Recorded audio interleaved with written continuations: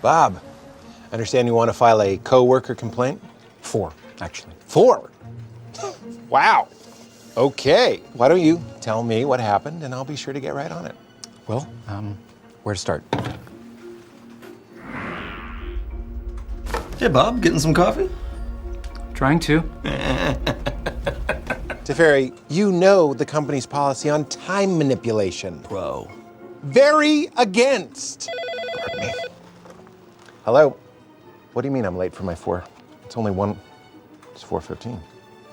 Sorry. Is this you? Okay. Pause time and then put my fingers in a certain position, if you know what I mean. Just lower 3 out of 4. Yeah, I'm just gonna head back to my desk. Go stir a giant Mai Tai with your swizzle stick. What was that? No, yes, I do hear it as well. No, the sound you're hearing is a smoke detector. Chandra, I know you're a pyromancer, very fun, but we need to talk about fires in the workplace, okay? We've been getting some complaints. Bob? It doesn't matter. Yeah. It was Bob. It was Bob. All I'm saying is look at how much paperwork OSHA throws at me after a good inspection. I could just burn those up for you. Would you? Don't. Stop burning stuff. Okay. The only thing I want you burning with is ambition, desire for work. A burning sensation when you pee is okay. No, it's not. It is for me. You should see a doctor. Refuse. If you don't go, you don't have it. Bob, there are 2 bins there. Vivian, I can't believe I have to say this, but could you please not shoot arrows anywhere in the vicinity of your coworkers? I was doing my part to make this office eco-friendly. But if you enforce our green policy by shooting arrows, that's a violation of our office policy. Why don't we just agree to disagree? Okay, no. Am I here to be honored? Really? Yes, really. You tackled Bob in the office. Yes. I defend those who cannot defend themselves. It's a photocopier. But it has no means of repelling the attacks of others. No arms, no claws, no magic, save the ability to reproduce paper. I was merely aiding the vulnerable. You know who seems vulnerable in the story of Bob gently tapping on a photocopier? The photocopier. No. Bob! Bob was vulnerable. You were the problem. You attacked Bob. He needed defending from you. No. Yes! You're the bad guy. How do I amend this situation? Promise me you won't do it again. Oh, I swear it shall be done, Pete of Human Resources. I swear it by the spirit of the plains, by my Leon in honor, by the soul of my departed brother Jazal. There's more of you? Yes, many more. One less since Jazal bit it. Johnny, sometimes in this world you can just say got it. Got it. Great. Great. Stop. Stop. No, stop. Also, when you walk around with your tail up, everyone can see your butthole. Yes, exactly. Hey, Bob. Good news. Get in here. I talked to each one of your coworkers. You, my friend, will have no more problems. That's an HR guarantee. That is great. Bob? Teferi! Stop freezing Bob!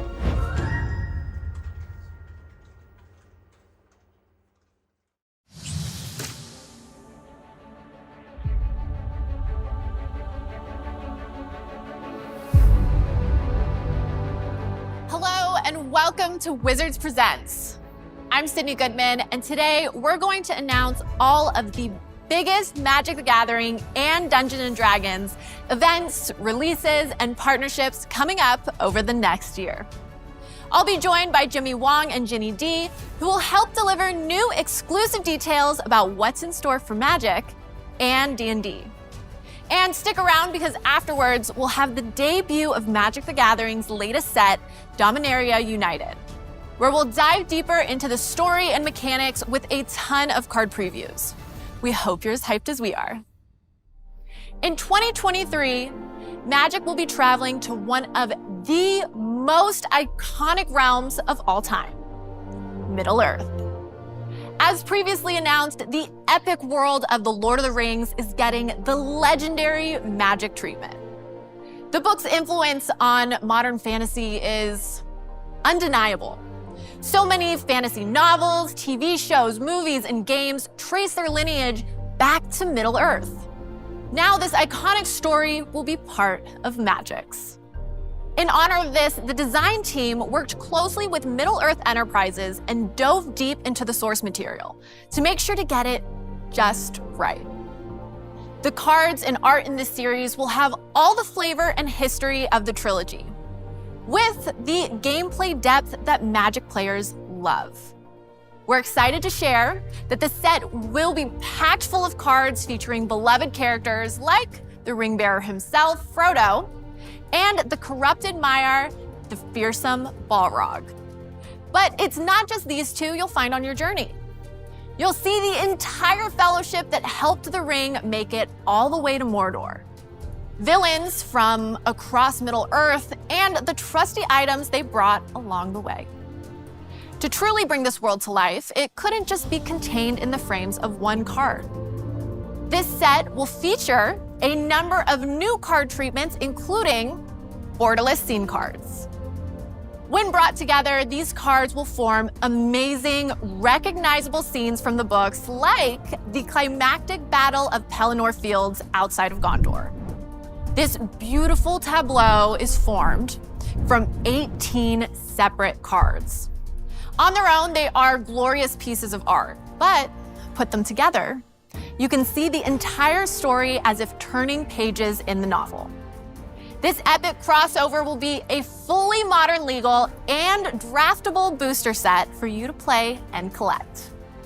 Digital-only players won't be left out either. Magic will also release The Lord of the Rings as an alchemy set in MTG Arena, complete with a new battlefield, mastery pass, avatars, pets, and more. Next up, a new chapter for Dungeons & Dragons players. Dungeons & Dragons is a thrilling adventure, one we play together as Dungeon Master and players, but also an adventure itself. Now, we stand at the start of a new generation of Dungeons & Dragons, and today we're going to introduce some of what's in store for us as we embark on an initiative that we call 1D&D. Growing up, I loved fantasy, but I never saw myself as the hero because I didn't think it was possible for someone who looked like me, who acted like me, who was like me to be that hero. We want to continue to reach out to folks who are interested in fantasy, who love storytelling, who enjoy spending time with their friends and creating these collective stories that they can remember for years to come. D&D's been around for 50 years, and there's very little that persists that long that becomes generational, that people can really just not only share, but literally hand down to their kids. What we want to do is just add to that legacy. We did a smart thing with 5th edition by listening to the fans. And what came out of that process was a system that is stable, that is well-loved, that incorporates the best elements of earlier editions. Now that we have that, we are no longer in the position where we think of D&D as an addition. It's just D&D. 5th edition is a rule set that has worked for so many people and has brought so many new and exciting folks into the game. It's more important for us to continue to cultivate and respect and love what it is, that the world has told us is working for them. The sort of change you're going to see isn't about taking anything away from you, isn't about changing any of that stuff that you love. It's much more about giving you more options, giving you more choices you can make, more character types you can play, more magic spells you can cast. Basically, we're very happy with the game the way it is today. We just want to build on that. We're revising the major core rulebooks that every player uses, the Player's Handbook, the Dungeon Master's Guide, the Monster Manual. One of my focuses, specifically, is the Dungeon Master's Guide. I'm going to make some structural changes to make it more friendly to new DMs. When it comes to art for D&D, it's about as versatile as our players. We want to show that the person you are can appear in the world of Dungeons & Dragons. That's what 2024 holds, is this promise of getting new versions of the books that are the game but reflect where the game is presently. 1D&D has 3 pillars, and one is the rule set, which is built on the base of 5th edition, but updated. We're building upon the rules that have been established the storytelling and expanding our world and our rule system. When we say building on top of 5th edition, what we mean is that all the adventures and supplements that have been released in the past 10 years will still be playable with the new evolution of D&D. Then there's D&D Beyond, which is the base of our digital tools and assists for players in DM. Currently, players are cobbling together all kinds of different apps and websites to have a true integrated D&D experience. What we want to do is actually just provide all the tools that the players need to play themselves in one space. Right now, with the acquisition of D&D Beyond, we've already started to dip our toe into digital, and it was a fantastic partnership that we have going, but we can add more. Digital physical bundles is something that we've wanted to do for a long time, and now that D&D Beyond is part of our family, it's finally something we can do. Your content is available anywhere you want it, and you have those physical books, but you've got nice portable versions that you can access through your phone or through your tablet or through your other device. Then our future-facing aspect of this is the D&D Digital, which will become a full play space for you to have experiences that are more immersive. Right now, we're in early development of our digital experience. We can play a game, roll some dice, see the miniatures moving around in a 3D play space, but that's just the core of it. We chose the Unreal Engine for several reasons. Reason number one, make it look dope. That's the first thing. Number two is take care of the lazy DM, because we're all lazy DMs. Ease of use means being able to access all of the tools that you need in order to get the adventure started. So we used a camera technique called tilt shift. It actually makes things look small. We want to make sure that the experience for you is that you're experiencing a miniature set. The tilt shift camera was really chosen so that people understood that this wasn't a video game, but it is a digital experience. We want to give people more minis, more options for character customization. You can actually change the features, do what you want with it. And you're going to use this miniature approach to tell stories just like you do in physical tabletop. To have your character live. I'm transported there, but I'm not limited by the digital technology. We might give you a pre-made campaign from us that has an exciting castle or keep with a dungeon inside of it, exciting NPCs, but then you're gonna be able to take this playset, take it apart, and build your own. We're gonna have a really robust tool for you to be able to create your own dungeons. This is just the start of One D&D, and we're relying on all of you to help us out and figure out that future together. What you're going to be able to see starting in August is a steady release of these playtest packages where you'll be able to engage with key aspects of the game, provide us with feedback that then we will digest, process, interpret, analyze, and then act upon. Really, it's you shaping the next generation of Dungeons & Dragons, and we want to hear exactly what you have to say. Playtesting starts today. Go to dndbeyond.com, download the playtest packet, and get ready to let us know where you'd like this next leg of the adventure to go.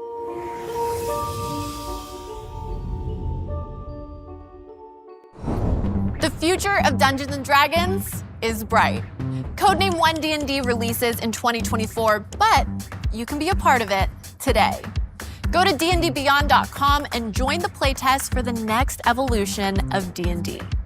The first playtest is available right now.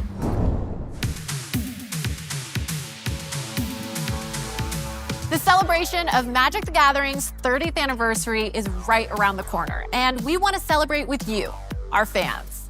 Now, I'd like to bring on actor, director, and Magic Maestro, Jimmy Wong, to tell us a bit more about it. Hey, Sydney, great to be here. Yeah, thanks for being here. You know, it's been a tough few years with the pandemic, but now we are finally starting to invite everyone back to local game stores and Friday Night Magic. Recently, some friends of mine, including Post Malone, got together for some F&M. Check it out. Yo, Jimmy! How many mulligans do we get? 10 trillion? As many as you want.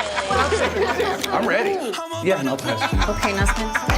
I mean, 25! That's like, That's a mean critter. this is insane! Like, here it is. I love sitting around, having a beer, hanging out, spreading love, spreading positivity, messing with your friends, giving everybody a hard time, and at the end of the day, just, you know what, we're here because we love each other. We love you, pussy. I love you guys. Cheers to No, that. very much Cheers so. to that. This is empty. We need something. Top 3 cards in my library. I love Friday nights. Yeah, although technically it's Saturday now. Don't worry, Josh. We'll get you to bed real soon.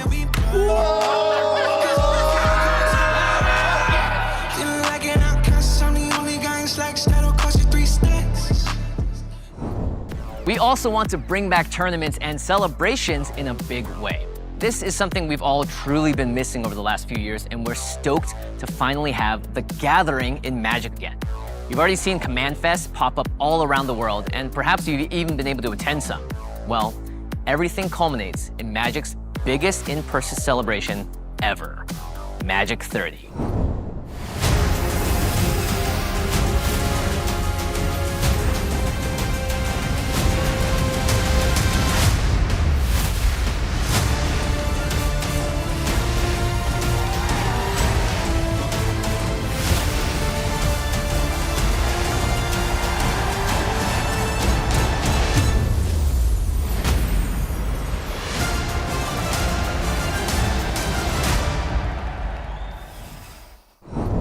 Join us in Las Vegas on October 28th to the 30th for community events, celebrations, tournaments, and the most prestigious competitive event of the year, the Magic World Championship. All live on Magic the Gathering Arena and in person. And there's even more things you can do and see at Magic 30. There will be on-demand events for you to play in, including a modern tournament where the top 8 will play a beta draft. Yeah, you heard that right, a beta draft in person. I hope those lucky players brought those fancy white gloves with them. There's gonna be panels to attend, your favorite artists, a cosplay contest, parties, and so much more. Oh, and I, along with some of my friends, will also be there. You can go right now to the Magic 30 website to get your tickets, and we'll see you in Vegas. Magic 30 is gonna be so much fun, and I really can't wait. And of course, there's even more ways to participate in Magic's anniversary. We told you this is gonna get big. So you can go to your local game store, play Magic with your friends, and get some awesome throwback promos for your collection. To celebrate Magic the Gathering's 30th anniversary, across the next 8 pre-releases, Magic is making 30 promos that span the game's history, one from each year from 1993 to the present.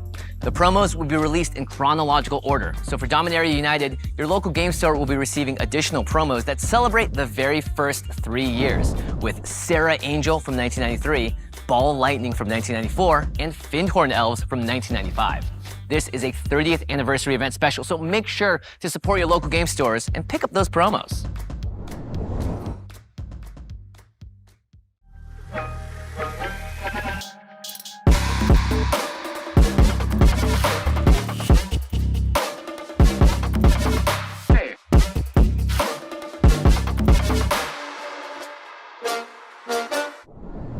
Jimmy, can you break down some of the exciting releases that were hinted at? Absolutely. Well, I think OG Magic fans will be excited for this. As you saw, there's gonna be a special secret lair that celebrates the 30 years of Magic.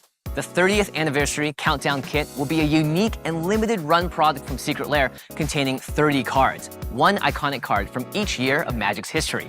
Each classic card will have a fresh new look thanks to featured artists and its own individual booster pack wrapper. So rip them all open at once or crack one each day this December to count down to the start of 2023. And it wouldn't be Secret Lair if we didn't mention the August Super Drop coming up next week. Go to the Secret Lair website on August 22nd, that's 4 days from now, where you will be able to get cards from Victor Adame Minga's Artist Series and the Showcase Dominaria United. That's only 2 of the drops, so you definitely want to check out the rest.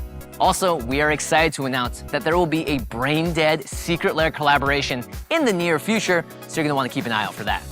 With these and all the secret lairs we've already talked about, there are going to be plenty of amazing ways to add pieces to your collection.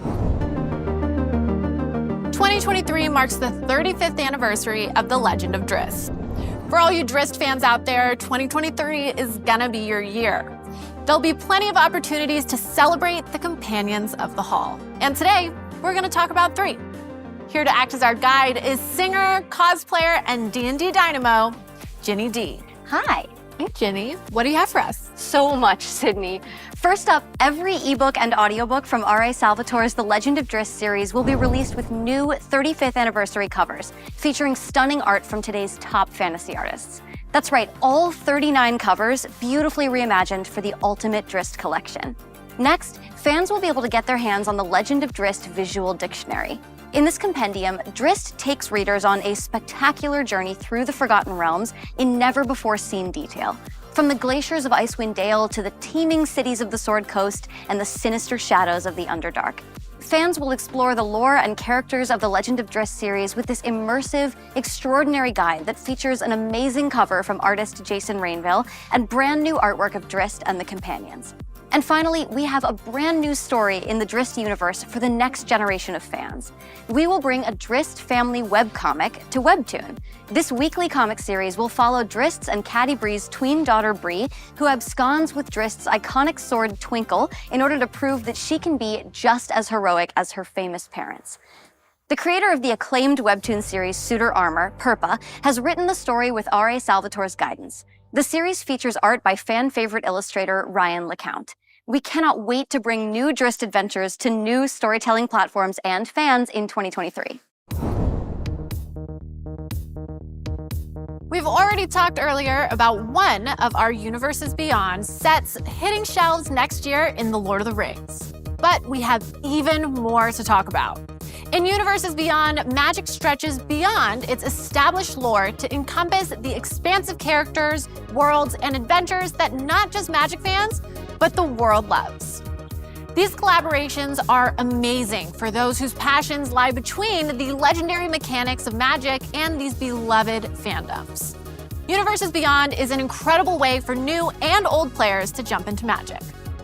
For experienced players, these sets provide a way to dive into other worlds and spice up decks. And newer players can see some of their favorite characters through the eyes of Magic's best artists, and then actually interact with those characters through our favorite card game. In the past, Universes Beyond has gone to the upside down with Stranger Things, a release that contained fan favorites such as the Mind Flayer and 11. The Magic roster expanded with the likes of Chun-Li and Ryu from Street Fighter. We've seen The Walking Dead, Fortnite, and even the hit series Arcane represented in the Magic frame. And now, more new worlds are coming to Magic the Gathering Universes Beyond. Let's talk to our friend Jimmy about what worlds Magic is traveling to next. Coming next to Magic's Universes Beyond will be Warhammer 40,000. Now, you already know about this release, but there's still a ton to explore in this collaboration between two tabletop titans. Here's Dee, who will have a behind-the-scenes look at the upcoming Warhammer 40,000 collection. Hello, Magic and Warhammer fans. I'm Dee, and I'm here to invite you to join me for an exclusive behind-the-scenes look at how two of my favorite games came together in the latest entry in Magic's Universes Beyond series. It's a real love letter to fans of both franchises, and I can't wait to show off everything that went into doing this crossover justice. You won't want to miss it, so be sure to catch it streaming on YouTube September 12th for all the details. Warhammer 40,000 has joined with Magic the Gathering, and you will now be able to play Commander within the universe of one of the most famous tabletop games ever created. There will be 4 different decks available, showcasing factions from the Imperium of Man, the Forces of Chaos, the Undying Necrons, and the Tyranids. Each deck plays true to the army's heroes, strategies, and lore. The Imperium seeks to control the tide of battle and overwhelm their enemies with the full weight of the Emperor's will. Chaos champions the unpredictable energies of the Warp and the pantheon of ruinous powers. The deathless Necron dynasties overrun their opponents with an unending horde of soulless living metal. And finally, the Tyranid Hive fleets feed upon everything they touch to ramp towards massive, massive threats. To see this theme in action, each deck will come with a Soul Ring themed around its faction. These decks will be available in regular and collector editions. Every card in the collector edition comes in the new, beautiful Surge Foil treatment. Look for the Warhammer 40,000 Commander decks coming out later this year. Oh, and for all of you looking forward to the Warhammer 40,000 Secret Lair drops, we now have a release date. You'll be able to grab these amazing cards on October 17th. And what other worlds lie beyond? That's right. The series that has been around for over 60 years is joining forces with Magic the Gathering. Doctor Who will come to Magic in immersive commander decks. There will be 4 decks in total. They will feature doctors, companions, villains, locations, and more from across the show's 60-year history. But it's not just commander decks. If you really want to make your deck fantastic, you'll be able to get beautiful special treatments in their very own collector boosters. And you can bet Secret Lair will be in on the action as well. Whether heroic or villainous, in old Whovian or new, these decks are so full of references you'd think they're bigger on the inside. I hope you're as stoked as I am for these upcoming collaborations, and stay tuned to what's coming next.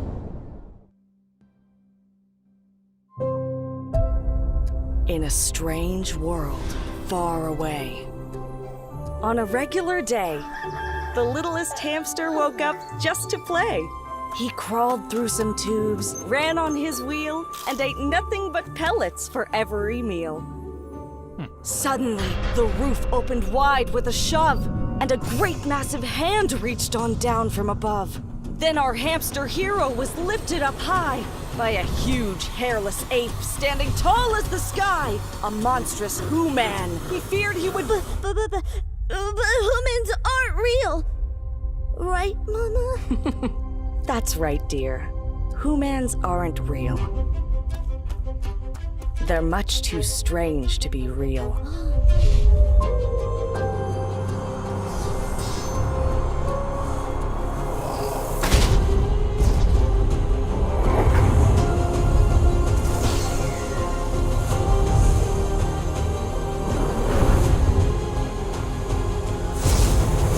Much too strange.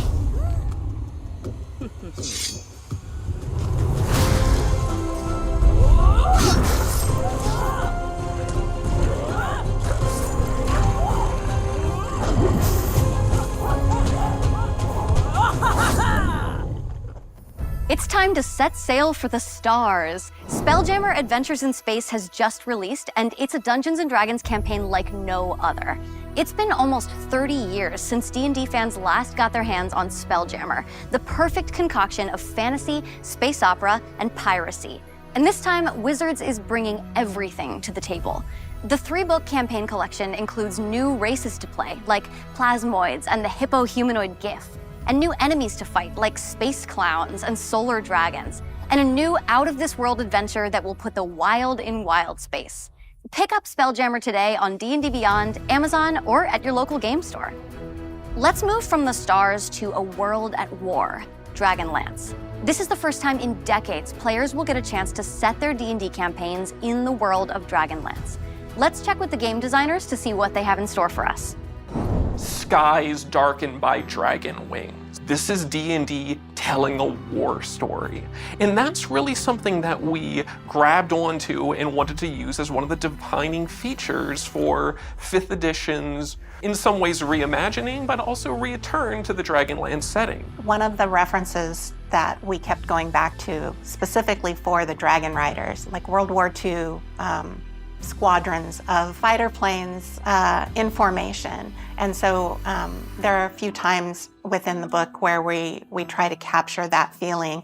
I think getting that kind of visceral tone across to the artists helped them as well. So Dragonlance Shadow of the Dragon Queen returns to the world of Krynn and brings along with it everything that you would expect to be core to an experience during the War of the Lance. The story that we tell is only a part of the larger epic of the War of the Lance, and it's an untold story that we haven't seen explored via novels or adventures in the past. You're getting a new race in the Kender, these mischievous, curious characters who have this insatiable drive for exploration and wonder. You've also got explorations of the Knights of Solamnia, this group of valorous knights that you can be a part of as a new background. You can also join the Mages of High Sorcery, who are a group of mysterious magic users that have their own legendary methods of joining. I think anybody who, you know, grew up with that like incredible Keith Parkinson image of like Lord Soth's charms is going to iconic. Exactly. It was on my desktop for the majority of the time that we were working on this. All I can say about the art is that it is badass. The standard cover came about really organically. It was, you know, this is a movie poster and we're showing all of the villains. The alt cover, our germ of the idea was always there that it was going to be Soth and his symbol of the black rose were going to be the focus of the alt cover. It was really formulated to work with the artist that we chose, Chase Stone. He does this beautiful metal work. That was kind of a decision that was already made for us practically. Along with that, we've got a host of new feats to help you further immerse yourselves in being a member of perhaps the Knights of Solamnia or the Mages of the High Sorcery, but also to indulge in some of the other wonders of this setting. So we had an exciting opportunity when we were putting together these products to work with world-renowned board game designers Rob Davio and Stephen Baker, and they were two of the designers that were behind Dragonlance Warriors of Krynn, the board game experience that supplements our adventure. So Dragonlance Shadow of the Dragon Queen does something that we haven't explored before in 5th edition, and that's offering a game experience that cooperates and coordinates with the role-playing experience in the form of Dragonlance Warriors of Krynn. This is a whole board game that's not necessary for you to play the adventure, but offers you a unique mass battle experience that meshes in and out of the larger adventure. Shadow of the Dragon Queen and the Dragonlance Deluxe Edition will soon be upon us. You can check D&D Beyond for release details. D&D is for everyone around the world. That's why we're delighted that new D&D starter products will be coming to Japan later this year. Let's take a look at a brand new D&D trailer for our Japanese players. 頑張れ。もう少しで村に着くぞ。マジもう疲れた。静かに。気配がするわ。今にも何か出てきそうな。おいおいおいおい。一体どうなってんだよ。ダンジョンズ&ドラゴンズの世界へようこそ。誰の声だよ。ダンジョンマスターよ。ダンジョンマスター。燃え盛る炎の中からゾンビが3体出現。これはちょっと予想外ね。戦うか。戦うって相手はゾンビだよ。ダイスを取り出して自分が誰かを思い出してください。俺は勇敢なファイター。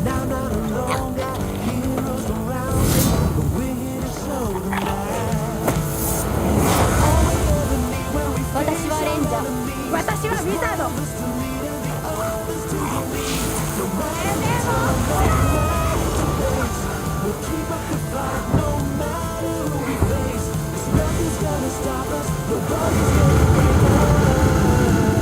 ここは私に任せて。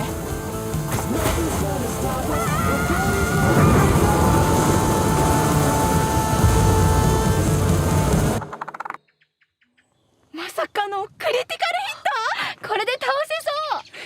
敵を撃破しました。護衛は成功です。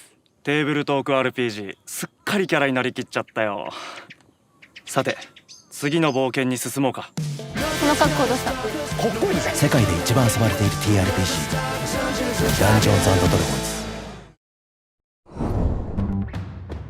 ズ。In 2022, Dungeons & Dragons has gone to the Netherdeep, to Radiant Adventures, to Wild Space, and to war.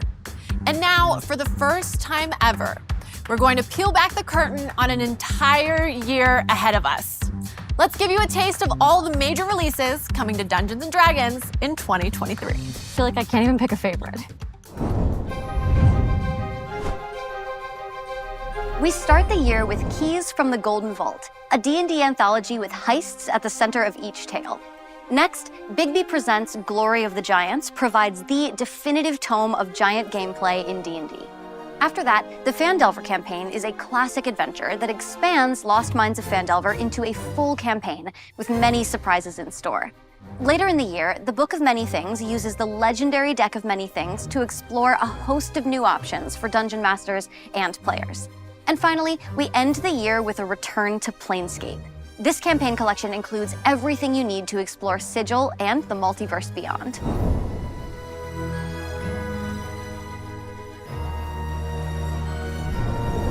Up next, Magic the Gathering has some epic things brewing. We've got some huge news, especially for those fans who have been with us from the very beginning all those years ago. Next, we're taking a look at Dominaria Remaster. This special limited print run set contains cards from 27 previously released sets located either in Dominaria or from ancillary sets featuring Dominaria-themed cards. It really is a culmination of everything Magic has done on this plane in the past 30 years, and it will be fully draftable. You will be able to recreate that feeling of early Magic sets with many familiar classic draft archetypes that longtime fans are gonna love revisiting. There will be draft and collector boosters, which will include alternate versions of popular cards, as well as borderless art and retro frames. Take a look at Force of Will and Arborea.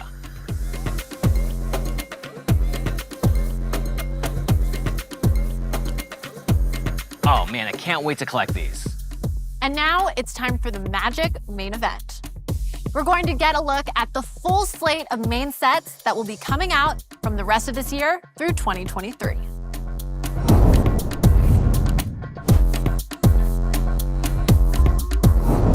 There's a whole lot of news to cover. Jimmy, tell us about these exciting sets. All right, let's start at the very center of the multiverse, Magic's home. Dominaria United is going to be the next big set release coming your way, and no better place to celebrate the 30th anniversary than where it all began. This set really ramps up the biggest storyline in Magic's history, the Phyrexian Arc. Magic has never done a multi-set storyline quite like this before. The iconic and beautiful plane of Dominaria is under duress. War is on the horizon, and it's becoming clear that the Phyrexians we've been seeing from across the multiverse are setting into motion something much more sinister. Vorinclex, the green-aligned Praetor, was last seen on Kaldheim, stealing a sample of the godly and mysterious Tyrite. The blue Praetor, Jin-Gitaxias, not only stole the reality chip from Kamigawa, but managed to complete the very first Planeswalker with Tameo. Urabrask, the red Praetor, snuck his way into New Capenna in order to study the effects of Halo and see if it might have some way of standing up against the growing Phyrexian army. Dominaria has long theorized that it would be next in the Phyrexians' plans, but the heroes truly have no idea just how far the war has progressed. Tameo isn't the only Planeswalker hidden among them that has Phyrexian oil coursing through their veins. And Dominaria United is right around the corner in September. And stick around, because after the presentation, there will be the debut of Dominaria United. I'll show off card previews and mechanics, and we'll have a special teaser video to show at the end. So whether you're new or returning to Magic, this is where the epic journey of the Phyrexian Arc truly begins, and you definitely don't want to miss it. So we've spoken about the past with Magic's 30th anniversary and everything up to the present, including Dominaria United. Only thing left is the future. Jimmy, what's coming up for Magic next year? All right, hot on the heels of Dominaria United, the next chapter of the Phyrexian Arc will unfold as we travel back in time to follow the most famous brothers in the multiverse, Urza and Mishra in the Brothers' War. In this set that straddles both the present and past of Dominaria, we'll get a closer look at the infamous conflict that caused the rift between these two artificers. And you know what that means? Plenty of artifacts. And we're not talking about spectacles and sunglasses. We're talking giant mechs and colossal war machines. We can't say too much just yet, but one thing I will say is that the fate of the future might be rooted in the past.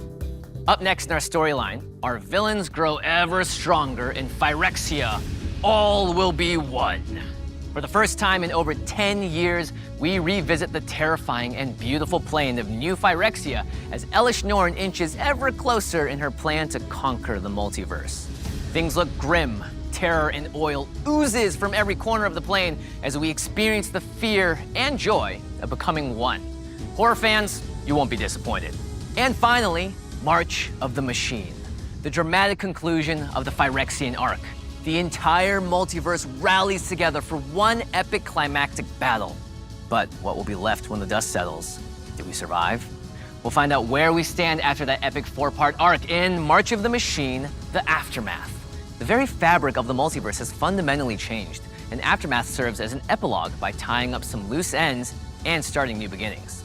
After the conclusion of the Phyrexian arc, Wilds of Eldraine returns us to the fan-favorite plane. But in this set, we're taken away from the cities and castles and into Eldraine's wilds, where enchantments abound, and where you might even recognize inspiration from even more classic fairy tales. And finally, we close out 2023 by going on a thrilling adventure. We'll dive into the lost caverns of Ixalan. But things have changed since the powerful artifact of the Immortal Sun disappeared. For this set, we're spelunking for buried treasure. And there just might be some dinosaurs. Thanks so much for taking us through these upcoming set releases, Jimmy. Well, that just about wraps up Wizards Presents 2022. We have covered so much ground today. Exciting new titles, expansions, books, and experiences.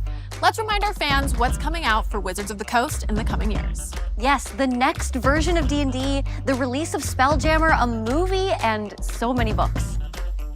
Magic is going to be headed to Middle-earth and the universe of Doctor Who. It'll also celebrate its 30th anniversary with crazy throwback releases and a next-level Magic fan event of unprecedented scale. Then, Magic will kick off the largest story in its history, the Phyrexian arc. Can't wait. And that isn't everything, just the highlights. Follow us on social media for even more announcements. We're all very excited to see what the next year brings for our two favorite tabletop and digital games. I want to thank Ginny D, Jimmy Wong, and all of you for tuning in. I'm Cindy Goodman, and now is the Dominaria United debut.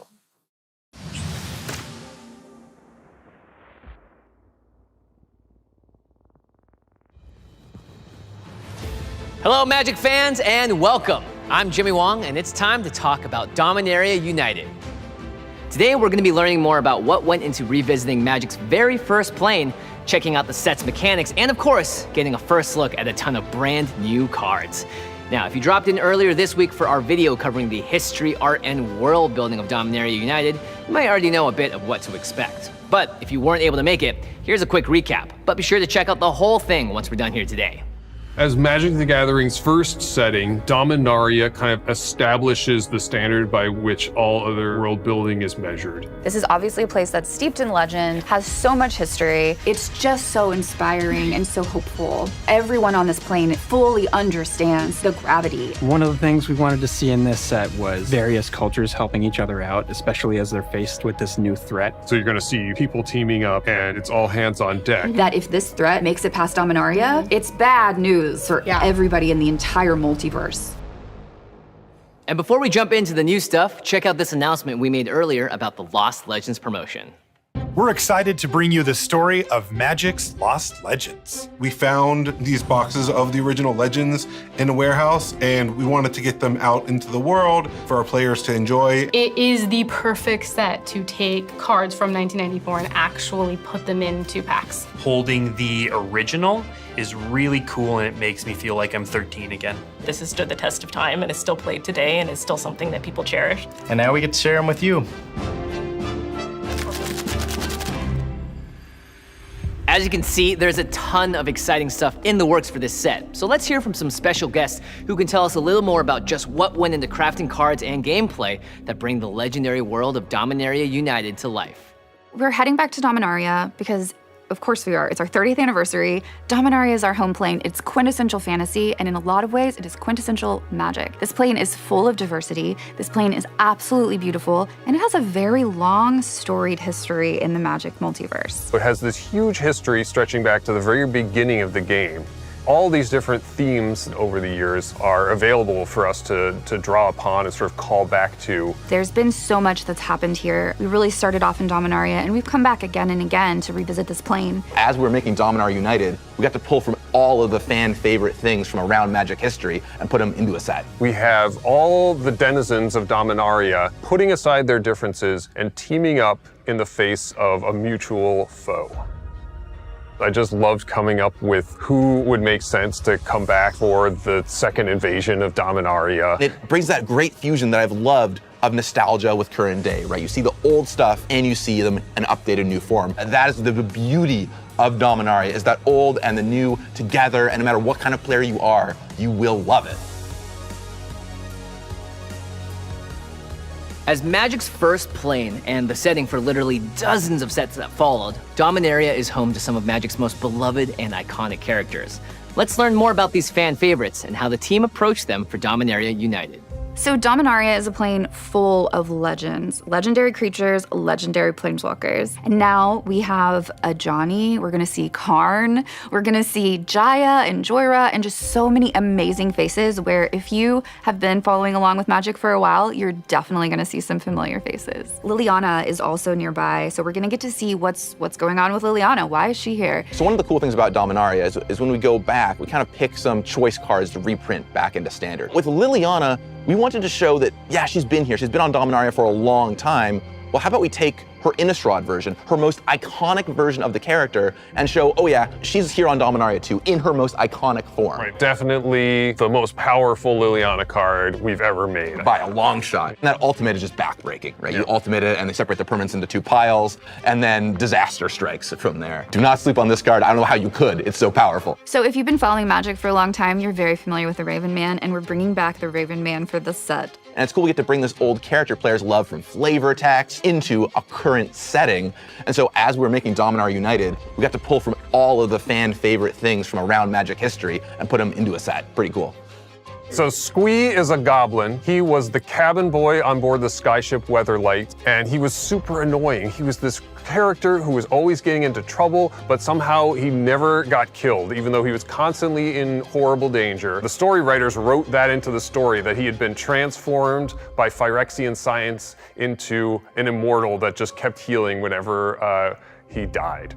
So one thing we see on Squee's card that's really cool is he's holding his toy, right? He's got this thing called Squee's toy, picked it up a long time ago when he was traveling the planes. And just like how he brought it all the way with him and has it now in Dominaria, every character we visit has a bit of themselves that they've brought to Dominaria with them. You know, we look at Jorah, a character who helped command the Weatherlight. She's still here, she's still kicking. She's one of the greatest genius artificers of Dominarian history, and we really see that reflected in the card mechanic here, where she's sort of building up more and more knowledge and then building more and more powerful artifacts as the game goes on. Zur, Eternal Schemer. Reading through the old novels, it was clear that like somewhere in the background of all the action, Zur was trying to become immortal. Everyone kind of thought that was crazy, but look at how many people have become immortal in Dominaria. It just happens sometimes. We're not even gonna explain how Zur became immortal. We just know it happened. To see the through line from the old Zur card to this one, right? The original searched your deck for enchantments, put them into play. This new one also deals with enchantments, but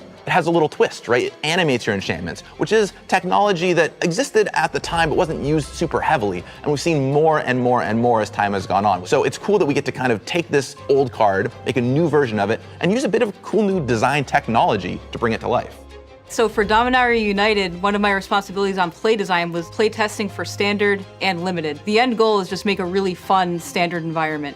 So one of the cards we play tested was Solkanar, and I remember back, you know, when I was younger, this card was a reprint in the Time Spiral bonus sheet, and I remember playing this card like quite a bit in Limited specifically. Like I think I top 8'd a PTQ or something with this card.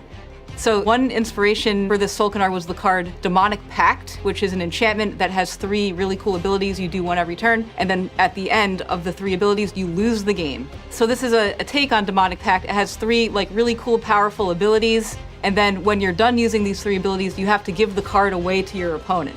One of the problems we faced with Solkanar was that the game was ending before we gave it to the opponent. We had to like really be careful with the abilities we chose.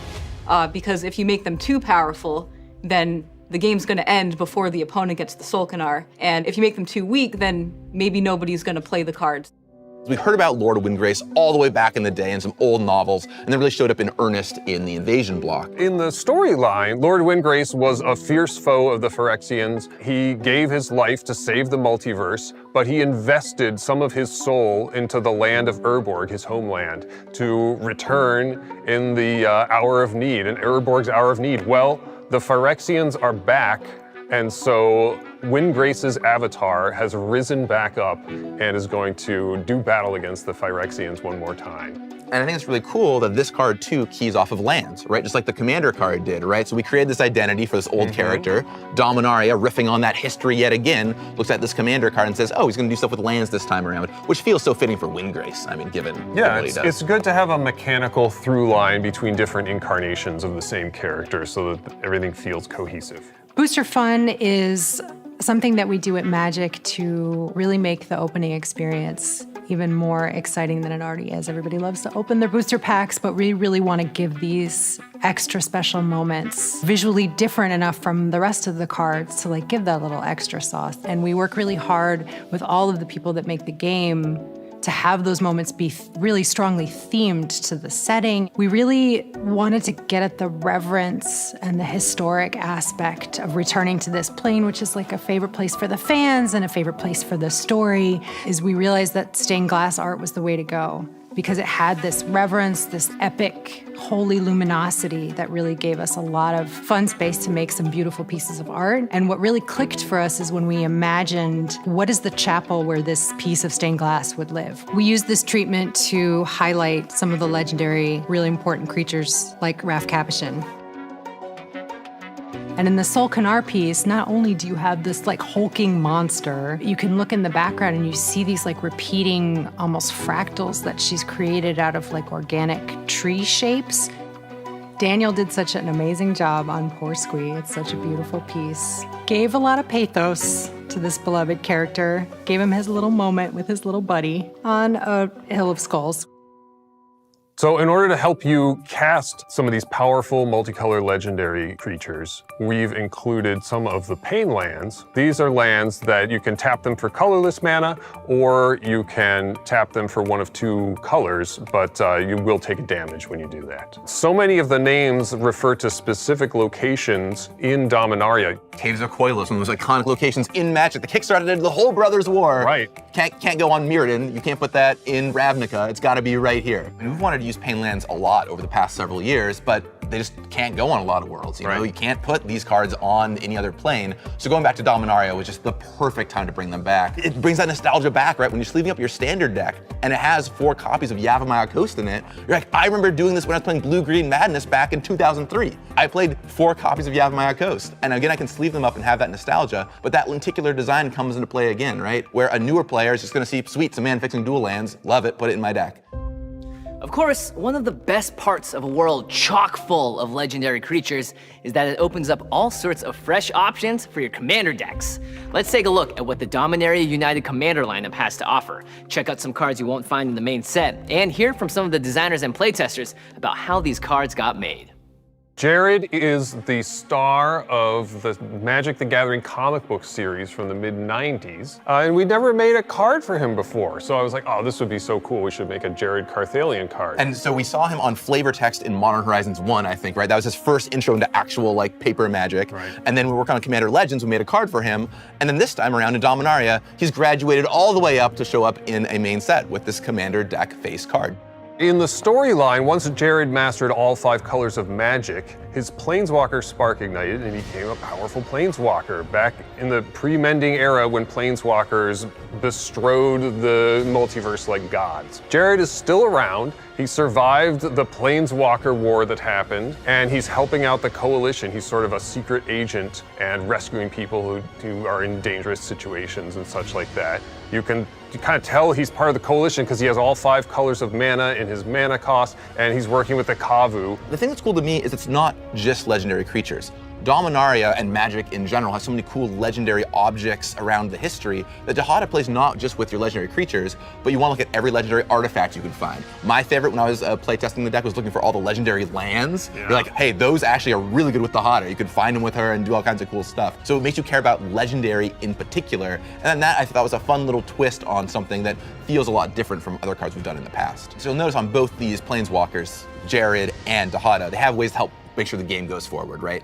Either they're building up to this huge ultimate, which will probably win you the game, or they're putting counters on creatures, helping your stuff attack, stuff that just makes the game move forward. One of the things I always like to imagine is when the next set comes out, which cards are people going to get excited to add to their deck? Like when the next 5-color card is printed, everyone's going to look at it. Does this go with Jared? When the next legendary creature is printed, does this go in my Dihada deck? I just love creating these themes that can help players to get excited about what we're going to release in the future. So I've been playing Magic for about 25 years. And I remember when I first started seeing all these just legends with no abilities, vanilla legends, and never really understood why they were so cool, but everyone was like, oh yeah, this Jasmine Boreal's awesome. So flash forward to Dominaria United, and we're doing these new box toppers of all these old legends reinterpreted, and they were going to be, one in every box, a pretty unique thing for booster boxes. We haven't really done something like this before. So we have Stang Echo Warrior. It's a 2 red-green for a legendary creature human warrior, and it's a 3/4. It was important that Stang Twin made a copy of himself, made a new Stang, because that was reminiscent of the old Stang. But we had to find a new thing for it to do that was just kind of unique and gave it a deck building hook. So one of the things that sounded cool was auras and equipment, because 1, it's pretty fun to build around, and 2, in red-green you don't often get the auras and equipment build around, so it gave something unique for a new color combination to do in Commander. Here is Savitri Dragon Master, 2 UB for a Planeswalker, Savitri. Savitri is a super unique card because it's telling you to build a dragon tribal deck in a color combination that's not very typical for a dragon tribal deck, blue-black, There are not even really that many blue-black dragon cards in Magic, So if you are building this deck, you are, really doing something special here. The card is pretty cool. It does have the qualities of a commander. It's a super special character. So in the end, we thought, hey, it will be cool. And also, Magic's going to be around for a very long time. We will print more blue and black dragons. One of the most exciting things for me about Dominaria United, there's so much cool stuff, but I love these legends that are on the top of every box. It's so cool because it brings back all these old characters from Legends that we get to see again in new forms. And if you were played back in the day or you're a student of Magic lore, you look at this card and it is a piece of Magic history, a through line from Legends all the way to today. Now, getting back to the cards you'll be seeing in the main set. Well, let's just say heroes aren't the only ones making history on Dominaria. The plane has its share of old enemies, and once again, there's something sinister bubbling up behind the scenes. Once, Dominaria was able to thwart an invasion by the mechanical horrors known as the Phyrexians. But now, Phyrexia has returned, with their sights set on making the plane and everything in it complete.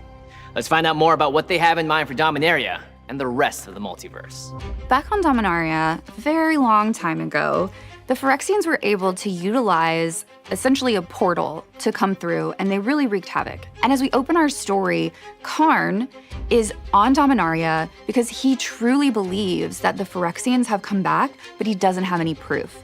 So we start off with Karn looking for that proof, and boy oh boy, does he find it pretty immediately. So Karn quickly finds freaking Sheoldred, which is terrifying. Sheoldred not only controls those around her that have also been completed, but can come apart into tiny little pieces and just crawl all over you like spiders. There's nothing more horrifying. The Sheoldred card is a pretty special moment in the set because it's in a lot of ways the nexus of a lot of bad feeling and a lot of evil. What Joe did with his composition, he really nailed it with both this kind of poisonous color palette, which really is unsettling, and with these kind of shadowy figures that he has in the front, just really giving her this moment to revel in her evilness. So after Karn meets up with Sheoldred and attempts to defeat her, she's able to escape.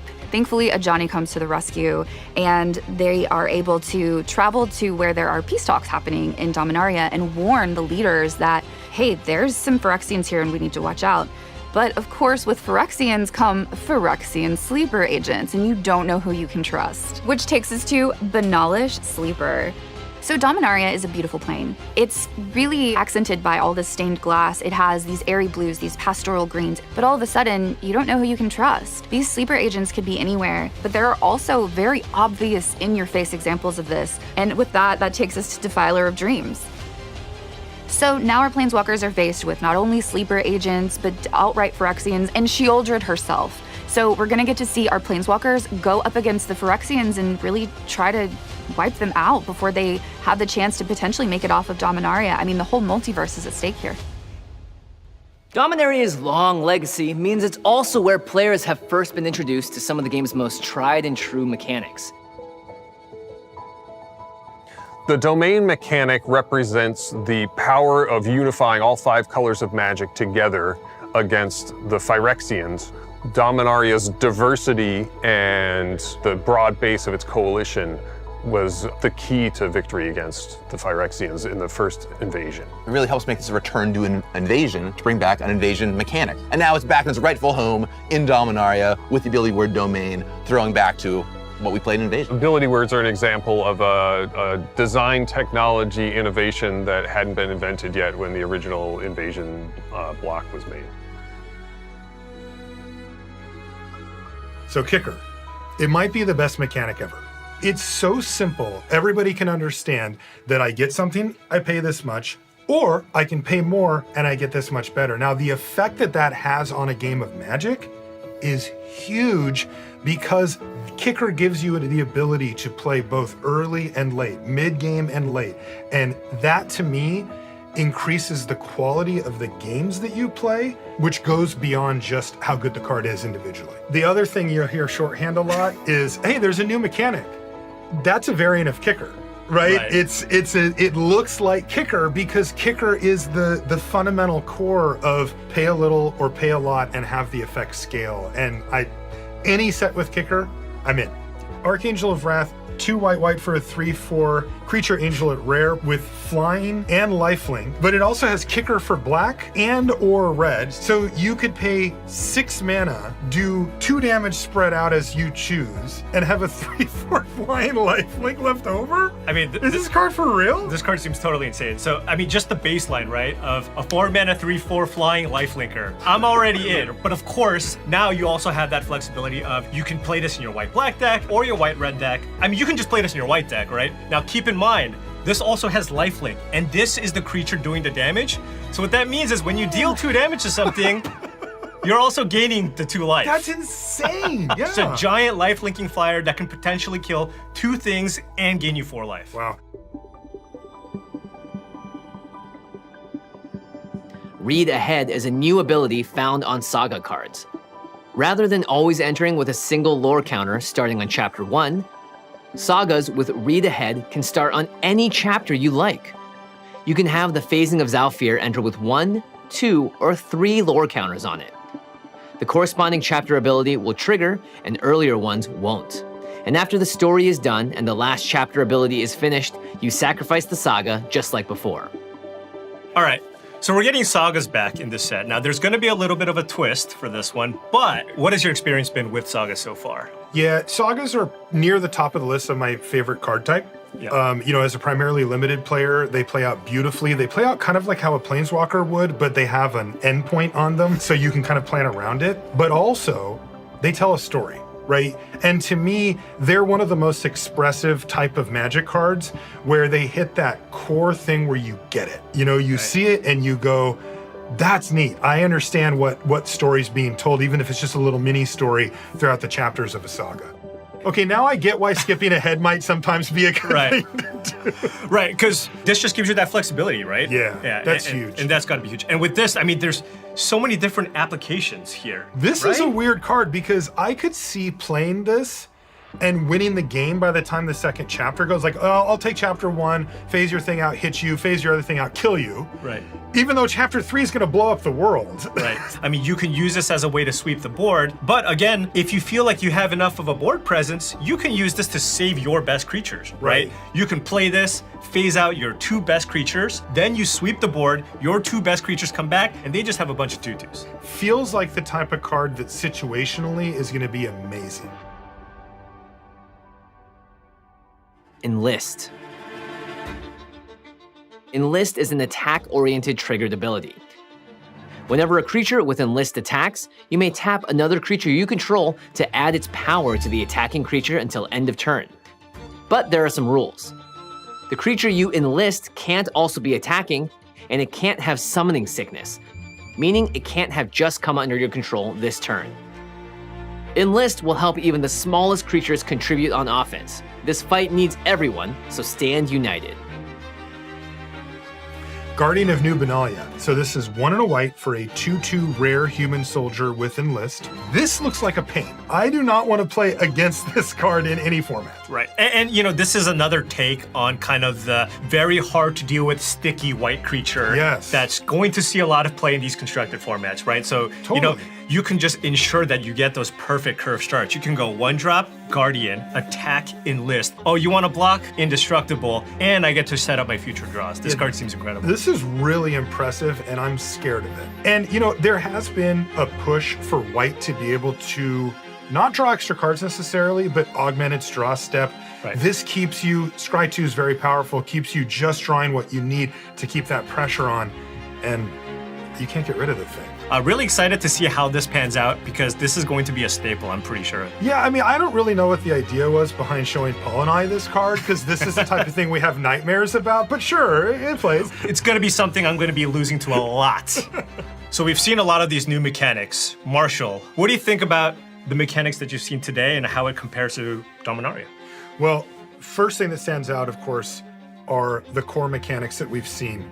We talked about Kicker, talked about that, love it, super excited for it. Sagas we don't always get. Right. And anytime we do, I automatically up my bar for my expectations, so I've done that. And when I see different colored mana symbols come up on these type of really powerful cards like we saw with that Angel, I'm in. Right now I'm thinking I can make the mana work too, and that's kind of the last ingredient for me. So expectations are about as high as I can get. Yeah, so who here brought the packs so we can... Yeah, can we I crack was some told packs maybe? Maybe booster draft? No?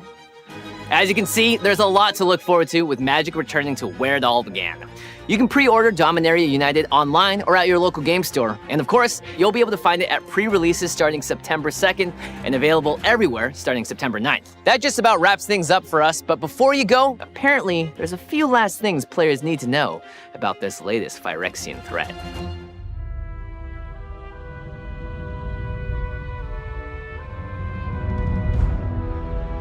It is time for Dominaria to finally become whole. I will stitch perfection into the flesh of this land.